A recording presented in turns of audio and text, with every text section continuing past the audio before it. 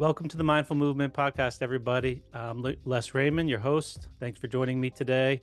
I'm grateful to have Clément Decrop on today. I hope I didn't botch your name there, Clément. That was perfect. Thank you for having me on, Les.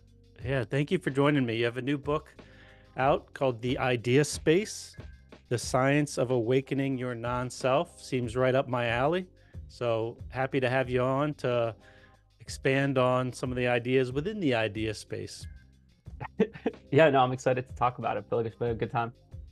It sounds like I was looking over your history a little bit, and you have a fairly comprehensive background.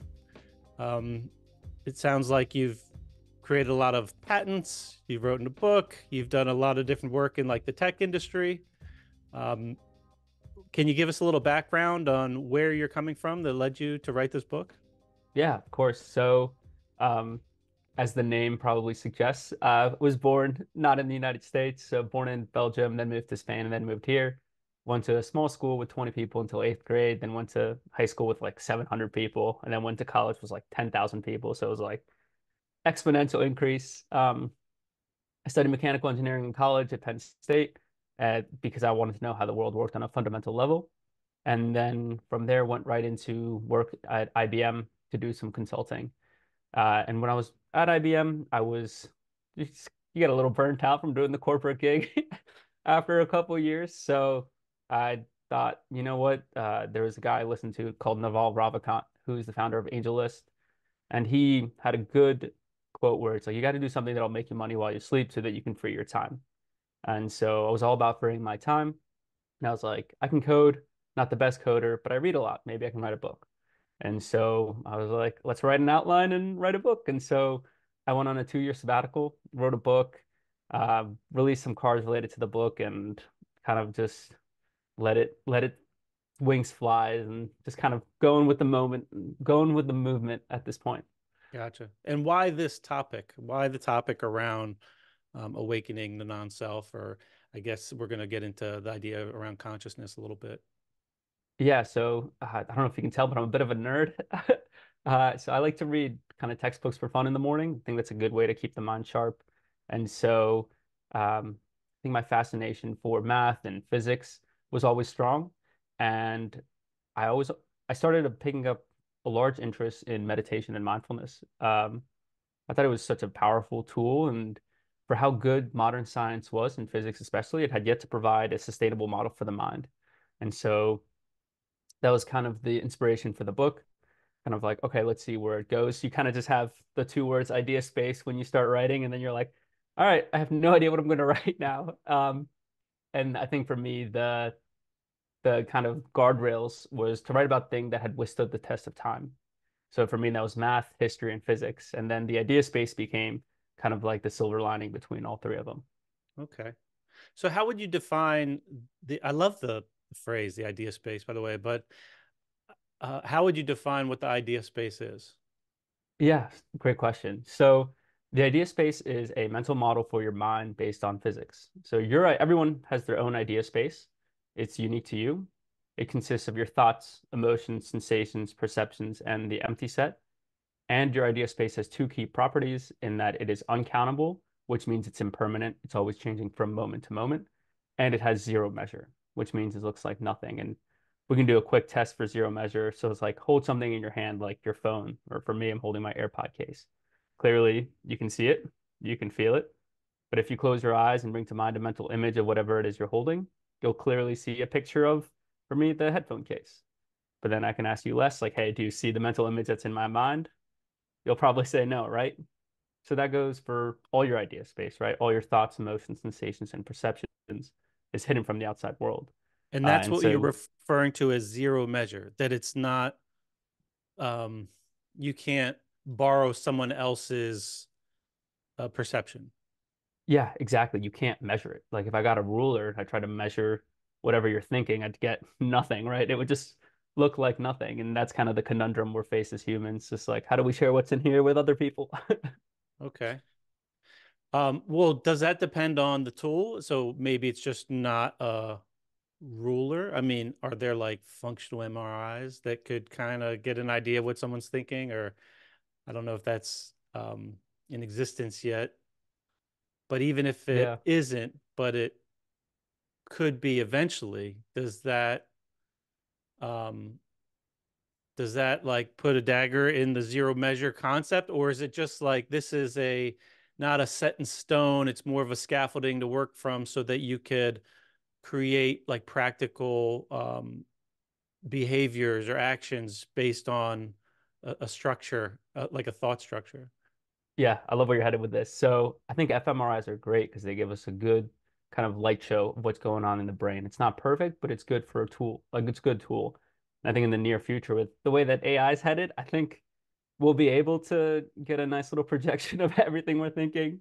So that'll be fun. That's, yeah, fun, Yeah, terrifying. yeah, exactly. I don't It's want people like to know what I'm thinking. I don't know if you ever played Pokemon, but there's a thing called like a TM or HM, and it's like an instant transfer of a skill. It's kind of like in the Matrix where Okay. Neo learns Kung Fu out of nowhere. I feel Right, like just if we can get to downloads it. that, that would be kind of cool. Um, but back to what you were talking about. So for me, the whole point of science is around falsifiability. You can only prove something to be false, right?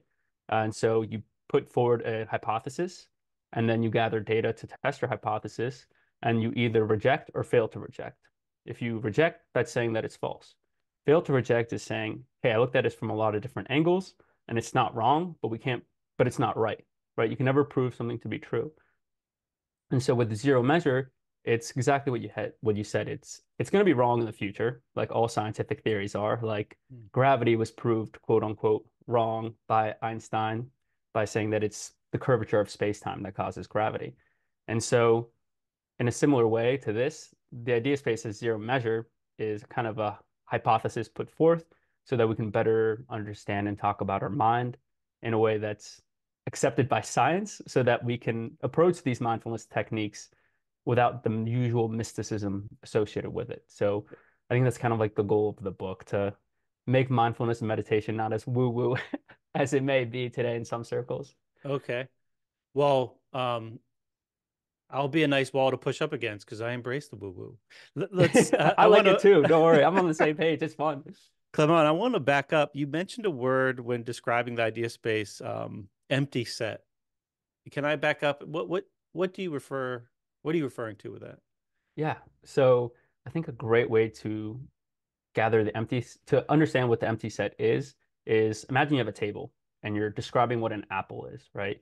You can have different characteristics of the apple, such as it's like how much does it weigh? Does it have a stem? What's its color?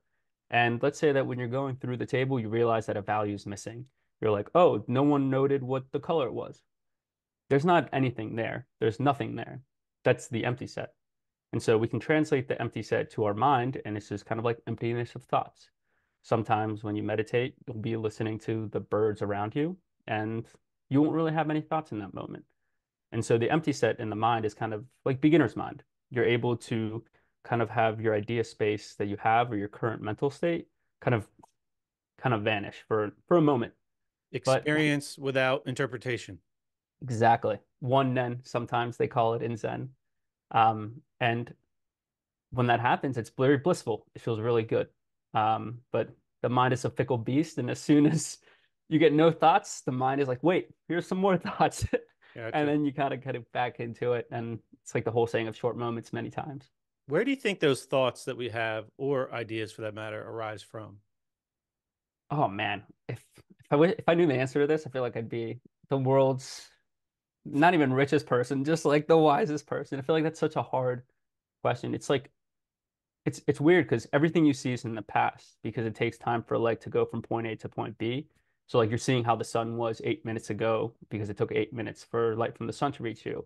And the Right. same thing goes for like anything you see in front of you, like your computer. Yeah, it's going to be like microseconds or even nanoseconds, but still in the past. And so you get this weird conundrum of like, what is the present if everything you see is in the past? And kind of goes into what you're asking is like, where do thoughts come from? Like the thoughts are clearly the only things that are in the present moment, but is it the external world that creates the arisal of thoughts, or is it kind of the thoughts that helps put a layer of perception on the world around us? I think it's probably a little bit of a little mix of both, right? I don't know. What do you Right. think? I'm not sure. I mean, I'm sure when I was younger, I would have assumed they just came from somewhere between the left ear and the right ear. And I mean, just in my experience of like noticing how my mood changes based on my current state of like gut health or something could dramatically change. It makes me think, well, can a thought derive from, I don't know, the collection of microorganisms in your intestines, or are they just influencing how the brain might think? But even when a thought arises, especially when an original thought arises, like a real idea, like that's something that I try to facilitate, usually unsuccessfully, but through some type of meditation practice, whether it's more traditional meditation, whether it's through some sort of musical thing, whether I'm creating through chanting or listening to. I'll like create a bunch of stillness, and then when things are right, a good idea will just emerge, and it feels original. I don't really know if it's original, Yeah, I but feel you, it just kind of happens. it seems to merge. So is that the universe creating that, and we're just either an antenna that's resonating with Mm. it, or are we some conduit, just a vehicle? We're being just used by some greater collective consciousness to whip its ideas around until they manifest.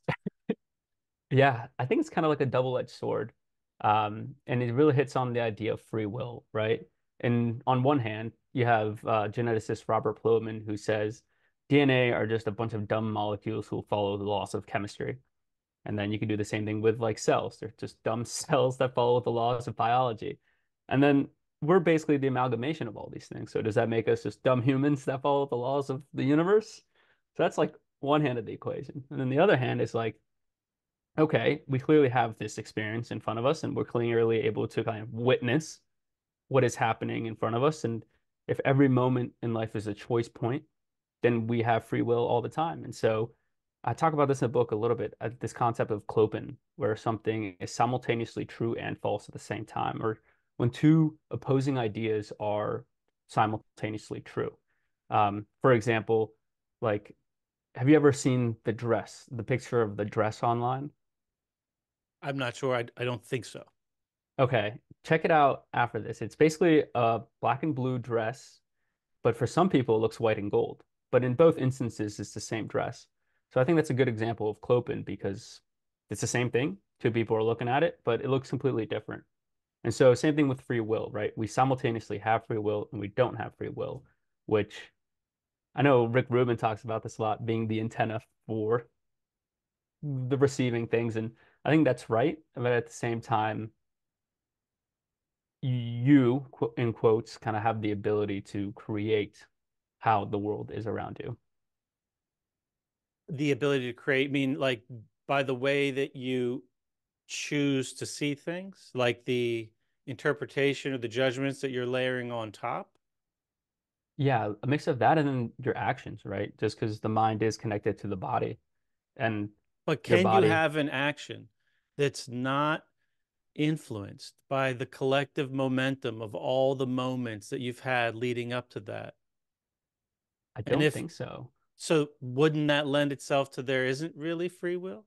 And that everything you're doing in the moment is based on the only reason you're doing it is because you have no choice, because the only way you know how to show up in the world based on all the things that have happened up to this moment. Yeah, and I'm kind of like, this is a weird approach to it, but I agree that there is free will and there is not free will at the same time. Just because, like, exactly like you said, like, it's kind of like the idea of fate where you kind of like are on this tether of a line. I don't know if you ever watched the movie Donnie Darko, but it's like in it, he's got like a wormhole that comes out of him that shows him where to go. And I feel like humans are like that in a way, but at the same time, like being in the present moment is such a unique experience. Um, and being able to like make a decision on like what's gonna happen in front of you is still like a choice point in life. And I think it's a weird conundrum being a human. It's like, But do you and really nothing have makes a, sense. even though there's a choice, so like every moment, yeah, there's a series of choices, but do we really have the say that we think we do in making it? Like, do you know? Yeah. I don't know who I heard say this, but propose the question like, can you predict what you're going to think a minute from now? Like, Mm, if free will was real, like, why wouldn't you be able to just choose what thought is going to arise? If you're the yeah. one choosing how your life is unfolding.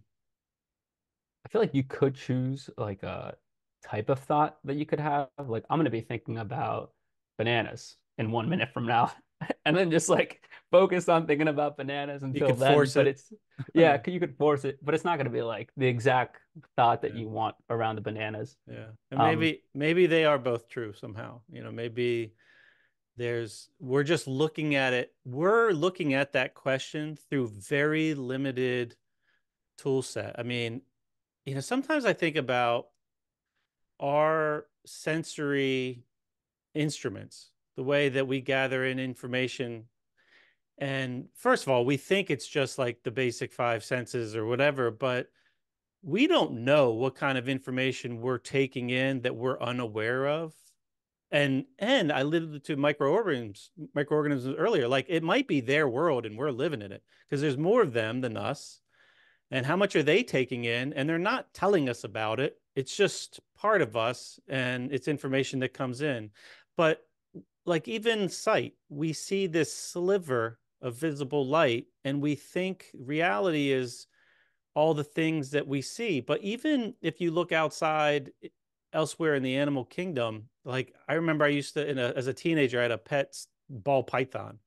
And I nice. remember learning that the snake didn't see visible light that we did. I think it saw like infrared, like it had a very, so its reality looked very different. It doesn't mean the things that I see aren't real, aren't there, even though to the snake they're not, and vice versa.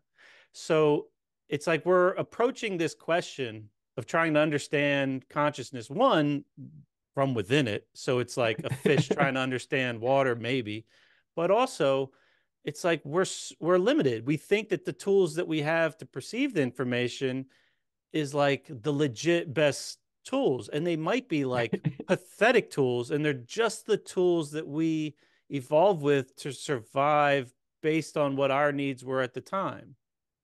Yeah, and I thought one of the concepts here I love is this like you touched on this earlier. It's like our consciousness just the amalgamation of the consciousness of all the other cells and bacteria that's in our body? And if that's the case, then is like the collective human consciousness, like the macro idea space, I call it, that's responsible for governments, words, money, and all that fun stuff. Is there a sort of like different entity to which our macro idea space becomes its own personal idea space? Mm,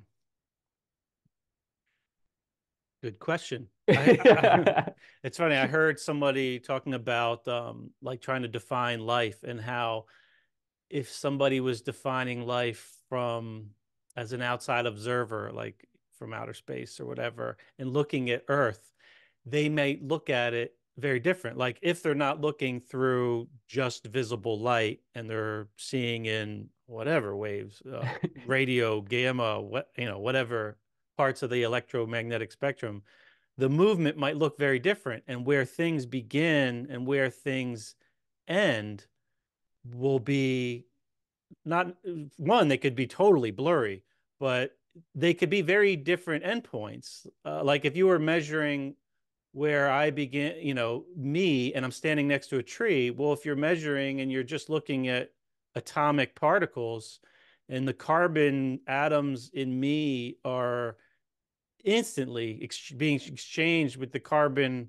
in the tree, it might be hard to decipher what's what or what's life, and where it begins, where it ends. The information loaded in the atom, so the atom knows it's part of me. To me, is very interesting.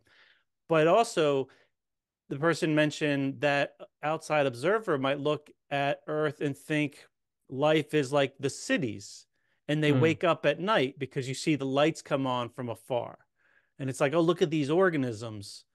They're like these big, you know, right angles, protruding structures of buildings, whatever. How they would perceive it, and then at night they wake up.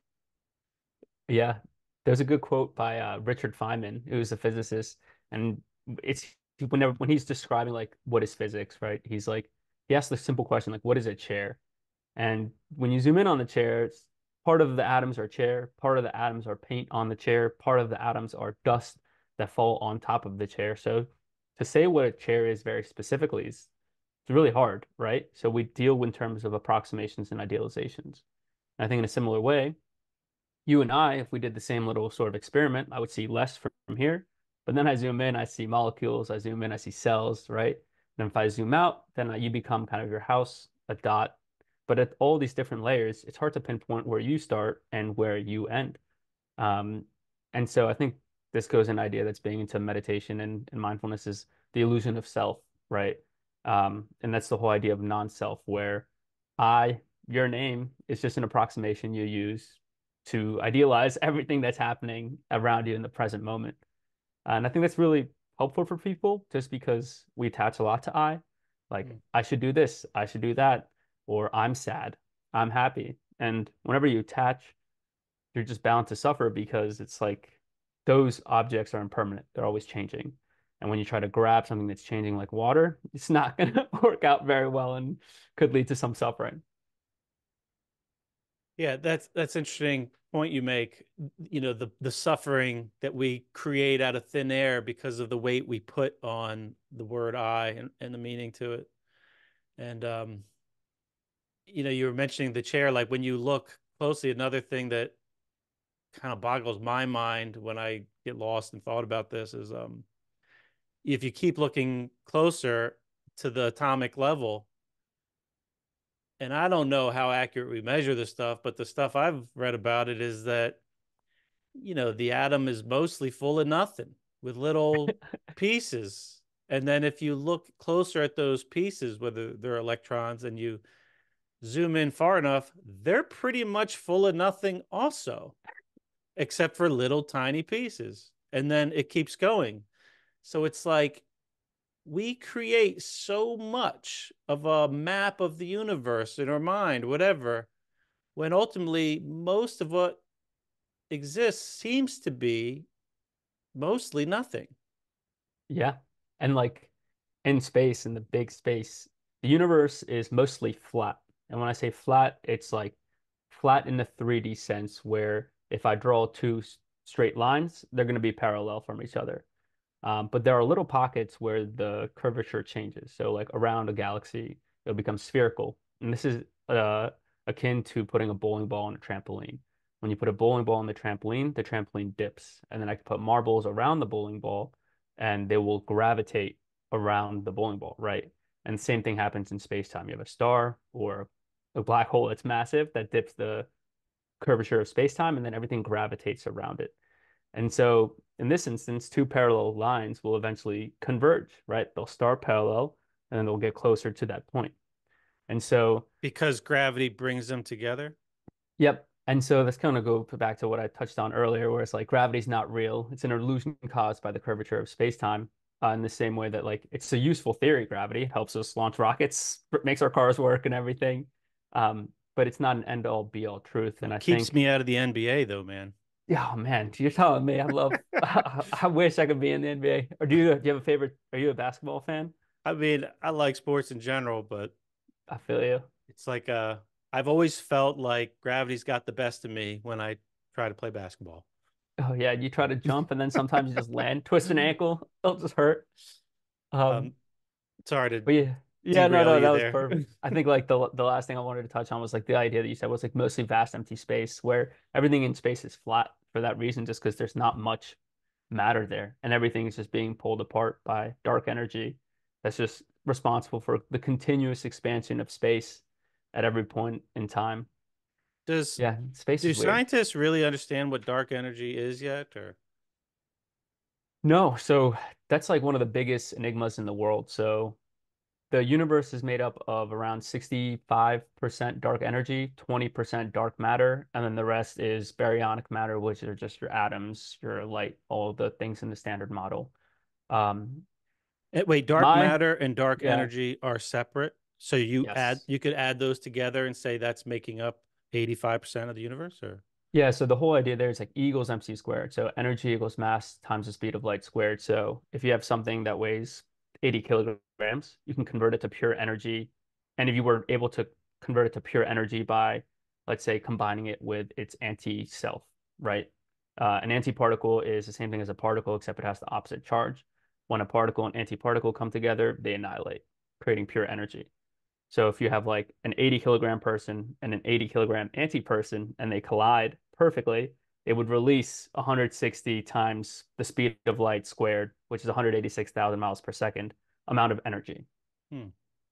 It And seems so, so yeah, arrogant. I'm sorry. It seems so you're good. arrogant for humans to think they understand the slightest thing about the universe when 85% of it, it seems like they don't understand.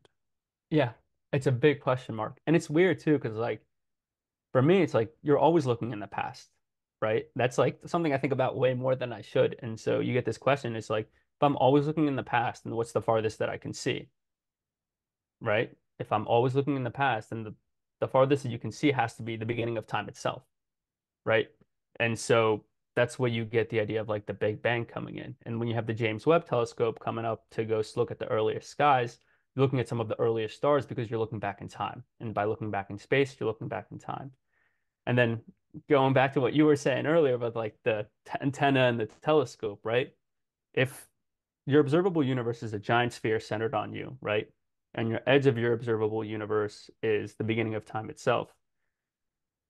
Kind of like a sunset. When you go, when you go to the beach to watch a sunset, you're like, wow, that's beautiful. The sun's golden rays are reflecting right off the water towards me.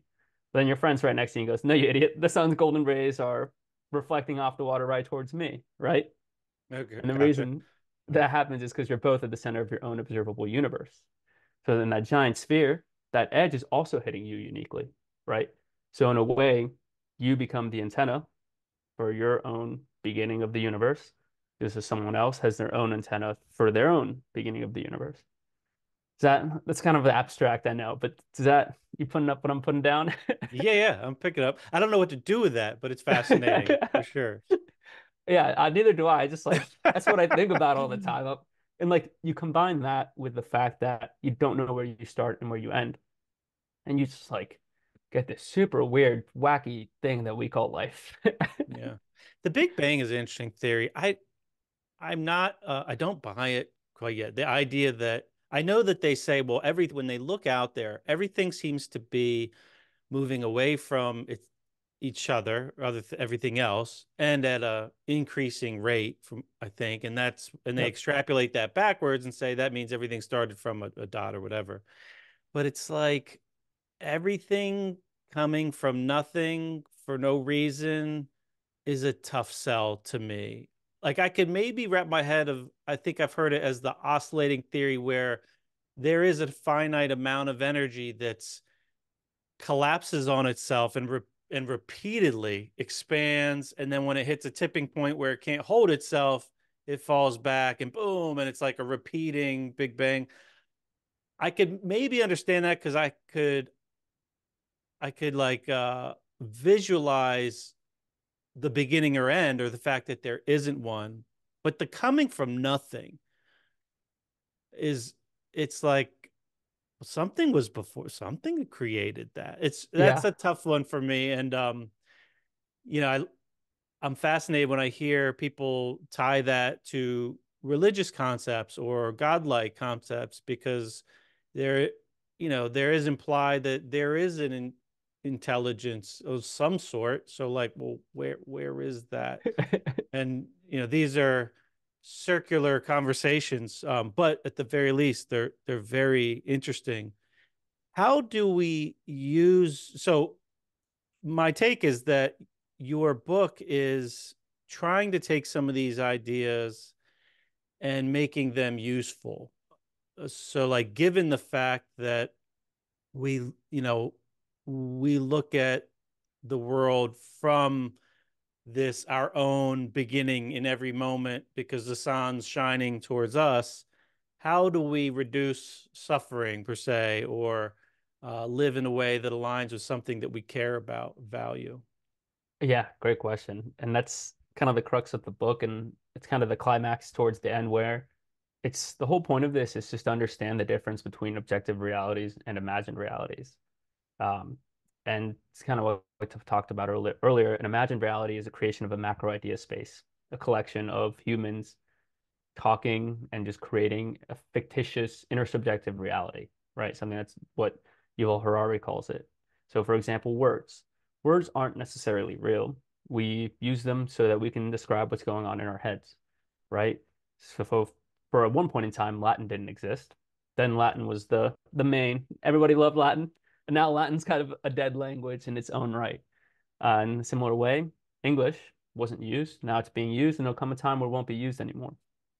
And so there's a lot of these other imagined realities like money, corporations, governments, and we attach a lot of our identity to these values, right?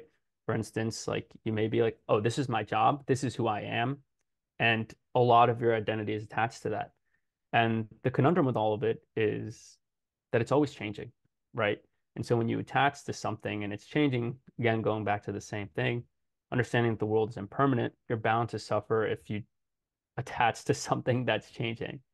And so I think the goal of the book is to just give you the tools and the sight to be able to see what's an objective reality versus what's an imagined reality so that you don't get attached to the imagined realities as much. And then you can live a life with a little bit less suffering, hopefully. Well, how do you define the objective reality? I mean, isn't on some level it all going to be to some degree subjective? I mean, what would make something non changeable or whatever, where there is justification in saying I am this, or like Yeah. maybe like family. It's like I am a father. I am the husband. Something that in your being, as far as you're concerned, is timeless and spans across distance or you know time or all the weird relative things, gravity. Yeah.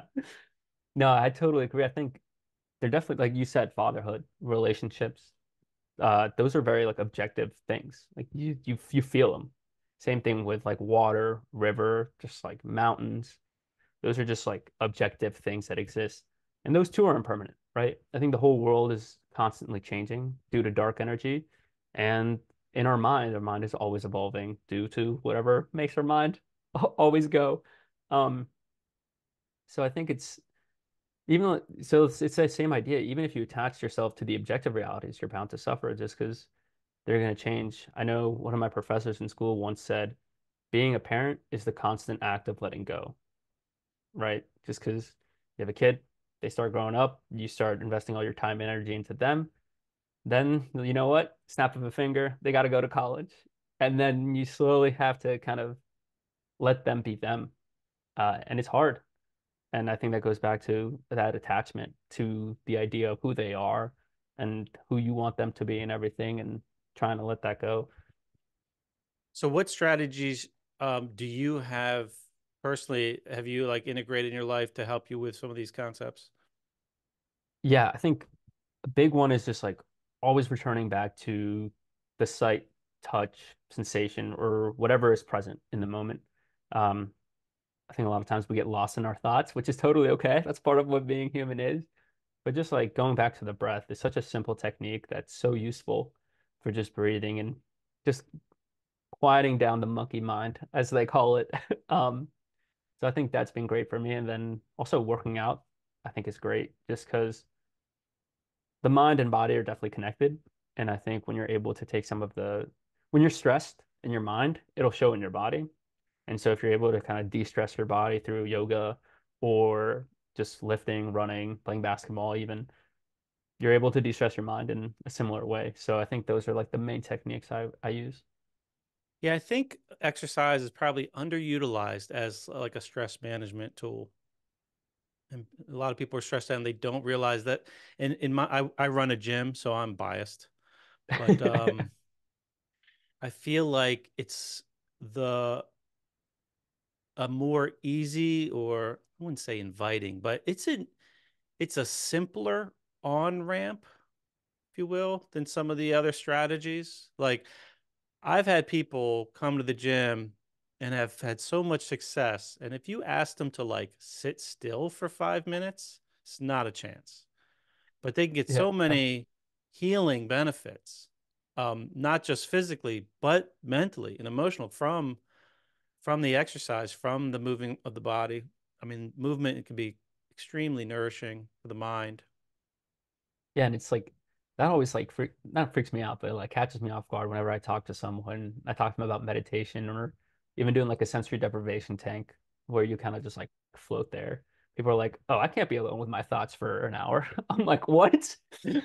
Like you're like that's like the only thing you always have. Like, that always makes me like blows my mind. Well, we don't get taught it. I mean, if you went through the traditional like schooling system in this country, you're not getting, and maybe it's different now, but you're not getting stopped along the way to be taught how to observe the mind and how you can, with practice, use your mind as a tool to some extent, as opposed to, you know, be whipped around by your mind. Yeah, and I think that's kind of one of the goals of the book is to make give consciousness enough of a foundation in science where we can use meditation and mindfulness techniques as the tools to explore it and then teach it in the same way we would teach the exact sciences. Like we teach physics in school, we teach math in school. I think it's important to teach meditation and mindfulness in school just to help reduce stress. I know Joseph Goldstein, who's kind of a guru, was talking about one of his friends who taught second graders mindfulness.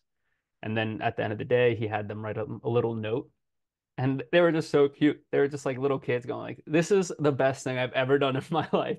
Well, It's just like they're just so that's blunt. promising. Yeah. So I totally agree. And like just especially in the school system today is like I agree. It's weird. They don't teach you how to kind of use your mind. You mentioned consciousness again just recently, and I know we've already nerded out on some of these ideas already, but do you think consciousness is, well, one, maybe you could define it in your mind if you like first, but do you think it's like foundational or fundamental to existence, or do you think it's emergent? Like, do you think consciousness Mm. emerged after there were like biological beings to be conscious, or do you think it's more fundamental and everything is on some level like an expression of it? Yeah. Oh, great question. So I don't think there's a true answer to this, but I'll give an answer based on my mental model of the world, which may be wrong. So it's just an approximation. Um, so for me, consciousness is the light that you shine onto your idea space. So if you have an idea space, you're kind of able to have that sort of consciousness. So you look at a dog can think, a dog can feel emotions, a dog can sense, a dog can perceive. Dog has an idea space, right? It has consciousness, in its own form. And I was really curious about this. So I did a little experiment where I explored the cosmic calendar, which is just kind of like the whole history of the universe, which is 13.8 billion years old, just condensed into a regular Gregorian 1 year calendar. And I was like, all right, when did consciousness start? When was the first idea space? And there's no clear indicator of it starting, right? You could have the various points, such as like the first life on Earth, like 4 billion years ago, the first eukaryotic cells that have a nucleus, the first Homo sapiens, the first genus Homo, right? Even before that. Those aren't really like clear, definite, like, hey, that's when consciousness started. So if you can't pinpoint exactly when consciousness started, is it possible that consciousness has been here all along? For instance, like stars. When we look at stars, we deem them not living because they're so different from us. But going back to what you were saying earlier, is like, what is life, right? If I think the virus is the great like example, just because like has so many characteristics that make it alive, right? It moves on its own and it kind of eats. But like on the other end, it kind of needs a host to reproduce instead of reproducing by itself.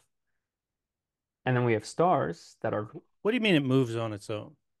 like a virus, like if you have a virus infecting a cell, like it'll just like mosey its way around to infect it, right? Is that on its own, or is it being carried by the juice inside the cell, or like the That's a waves of the yeah, cytoplasm or whatever?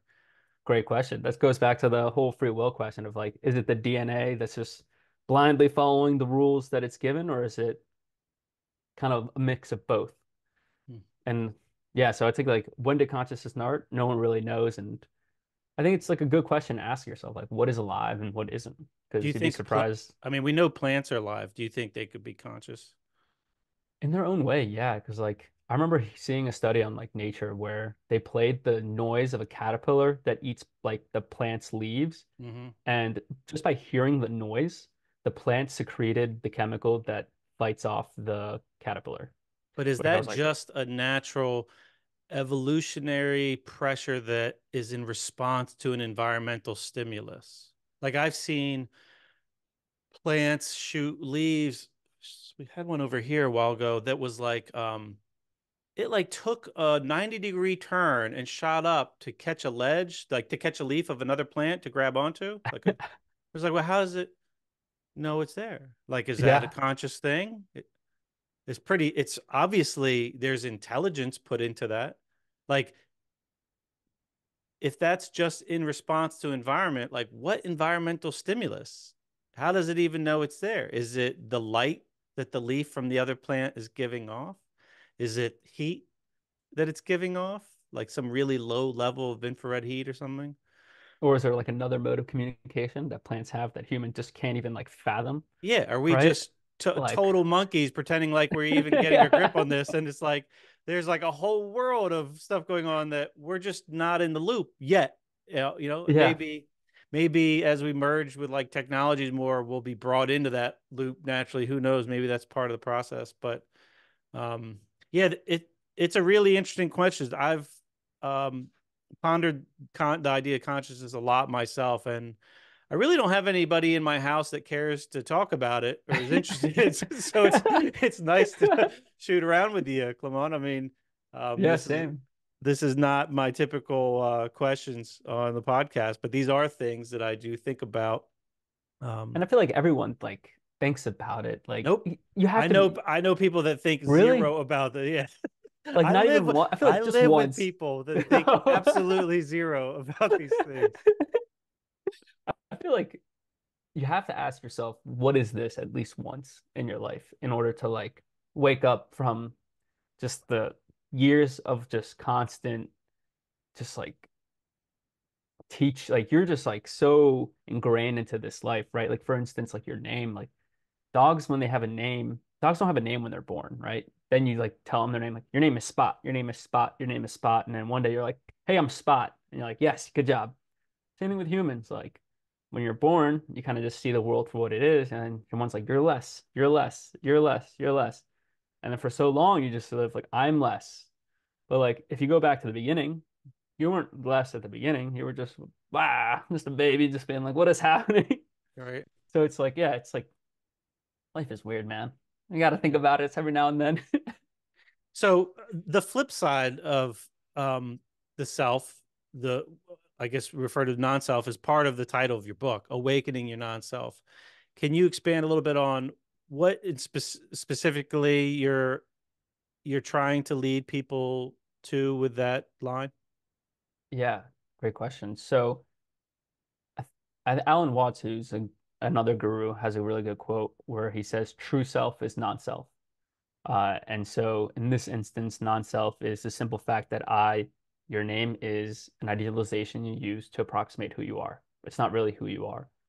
And so, your non-self contains all the different fractal layers of your observable universe.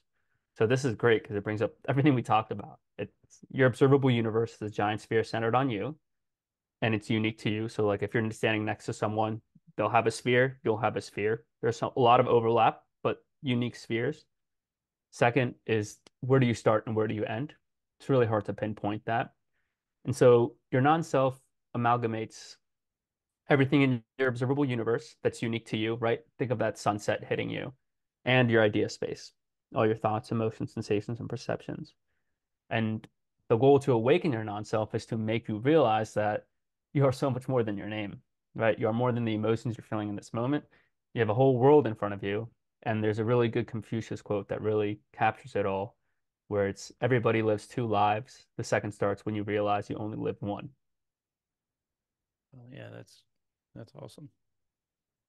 Yeah, so that's kind of like the goal of the book, just to like awaken, like, hey, there's more to life than just working 9 to 5, doing your job, going home, binging Netflix. If you want to do that, that's great, but at least do so from like a more curious stage, a more like mindful approach, where you're like, okay, what is this? That's like the key question you have to ask yourself. What is this? It's a question that's always valid. That's the beauty of it.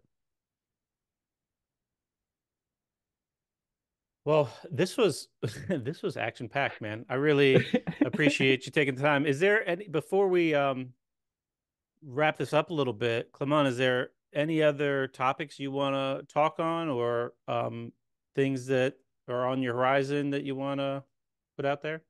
Yeah, so mindfulness is weird for a lot of people. So if you're looking for different ways to get into it, we release meditation cards on the website, theideaspace.io, that you can check out. And it's a good way to expose yourself to some of the topics we talked about, because I feel like you and I have been practicing for a while. So it's easier for us to kind of spitball back and forth on this. But someone who may be new is just like, what are they saying? So you definitely like get into it, build your own practice if you can, and really just try to be curious about what's happening in life. I think that's like, So meditation cards, these are like cards with a prompt to consider or yeah. So I actually have them next to me, but like there's 100 cards, and each card has just like a different sort of meditation. okay. So that's kind of like what's happening now, and then we're releasing a third product coming out in like the next couple months. That's going to be, have you ever played Cards Against Humanity No. or Apples to Apples? No. It's like a silly game you play where you like you have a prompt and an answer with like 5 people you play, and then like someone chooses a prompt and then someone puts their best response now. Whoever has the best response wins. I don't think I know So 5 people that'd be interested in playing a game with me. I can find you some 5 people. You got the gym. Just go to the people in your gym, be like, hey guys, Right. we're playing a game. We're playing a game. Yeah, that'll go over well. Yeah, Um, but that's coming out soon. So yeah, other than that, I've loved this conversation. This was fun. I like to yeah, think in these lights. yeah, this was fun. I hope our paths cross again sometime. Clement, thank you very much. The website again is ideaspace.io. The Theideaspace.io. Yep. theideaspace.io. The book is The Idea Space: The Science of Awakening Your Non-Self, and that is available now, you said. So I Yep. encourage people to check that out. It was really fun to kind of nerd out with you about consciousness and free will, and um, I'm looking for part two one day in the future. So let's stay in touch, man. Awesome. Thank you for everything, Les. I appreciate it. For the listeners out there, always grateful for your listening. I appreciate it, and I hope you all have a great day.